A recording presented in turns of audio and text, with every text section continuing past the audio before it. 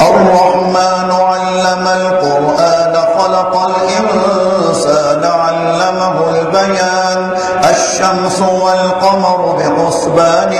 والنجم والشجر يسجدان والسماء رفعها ووضع الميزان ألا تطغوا في الميزان وأقيموا الوزن بالقسط ولا تخسروا الميزان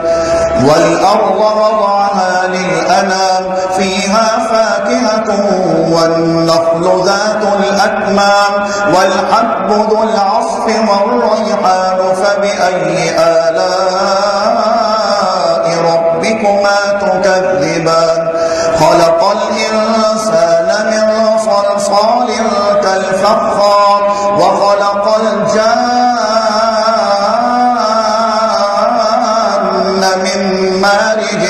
من نار فبأي آلاء ربكما تكذبان رب المشرقين ورب المغربين فبأي آلاء ربكما تكذبان مرج البحرين يلتقيان بينهما برزخ لا يبغيان فبأي آلاء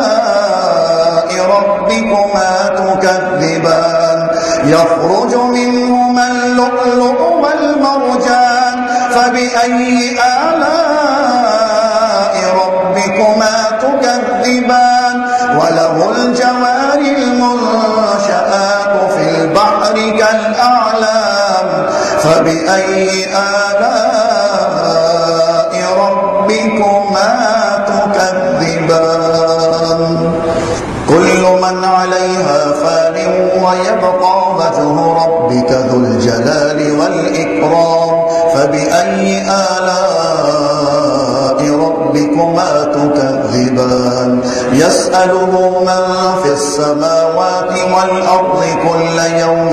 هو في شأن فبأي آلاء ربكما تكذبان سنفرغ لكم أيها الثقلان فبأي آلاء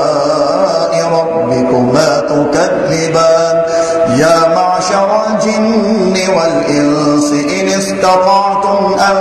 تنفذوا من أقطار السماوات والأرض فانفذوا لا تنفذون إلا بسلطان فبأي آلاء ربكما تكذبان يرسل عليكما شواظ من نار ونحاس فلا تنتصران فبأي آلاء ربكما تكذبان فإذا انشقت السماء فكانت وردة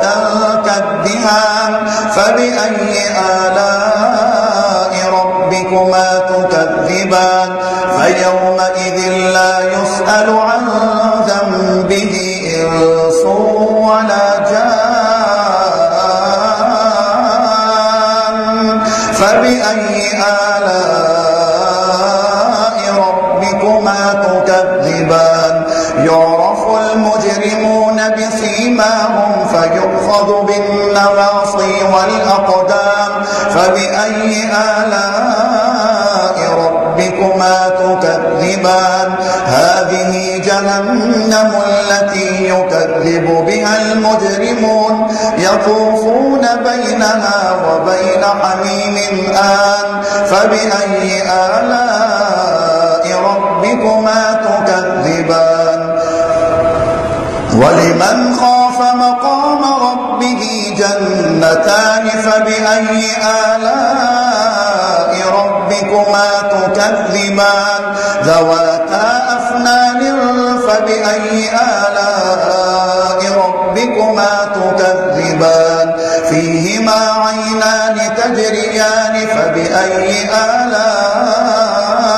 ربكما تكذبان فيهما من كل فاكهة زوجان فبأي آلاء ربكما تكذبان متكئين على فرش بطائنها من استبرق وجنى الجنتين دان فبأي آلاء ربكما تكذبان فيهن قاصرات الطرف لم يطمثهن إنس قبلهم ولا جان فبأي آلاء ربكما تكذبان كأنهن الياقوت والمرجان فبأي آلاء ربكما تكذبان هل جزاء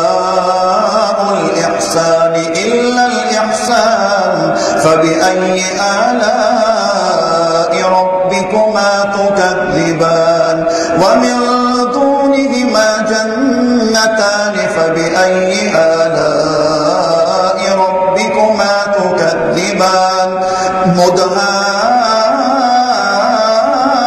مدهامتان فبأي آلاء ربكما تكذبان فيهما عينان نضاختان فبأي آلاء ربكما تكذبان فيهما فاكهة ونخل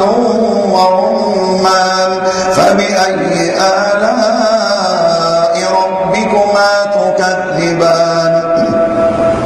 فيهن خيرات حسان فبأي آلاء